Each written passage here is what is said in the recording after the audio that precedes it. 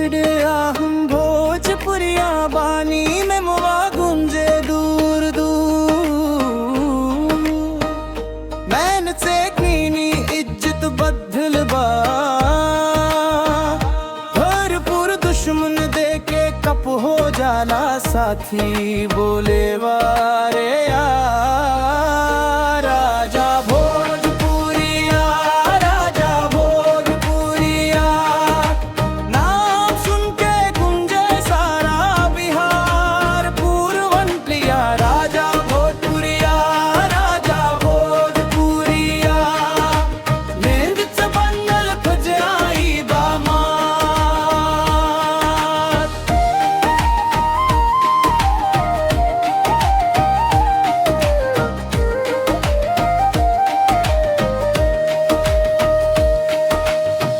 सीना ताके क्लीना क्री कभी घमंड इसके राहे अपना यही बासली चंद।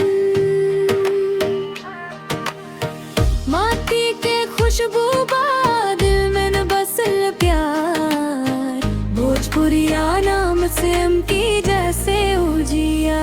राजा भोजपुरिया राजा भोजपुरिया नाम सुन के गुंजे सारा बिहार पूर्वंतलिया। राजा भोजपुरिया राजा भोजपुरिया मेहनत से बनल पचड़ाई बामार।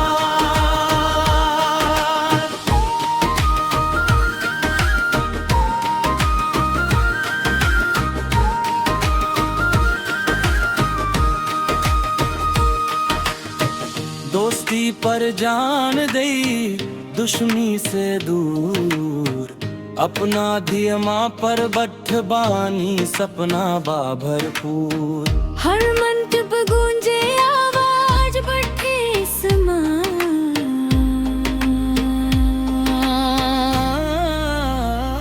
राजा भोजपुरिया राजा भोजपुरिया नाम सुन के गुंजे सारा बिहार पूर्वंतलिया। राजा भोजपुरिया राजा भोजपुरिया मैंने से बनल भजराई बामार। भोजपुरिया के playback singing pop Indian classical music बाप आप चंद।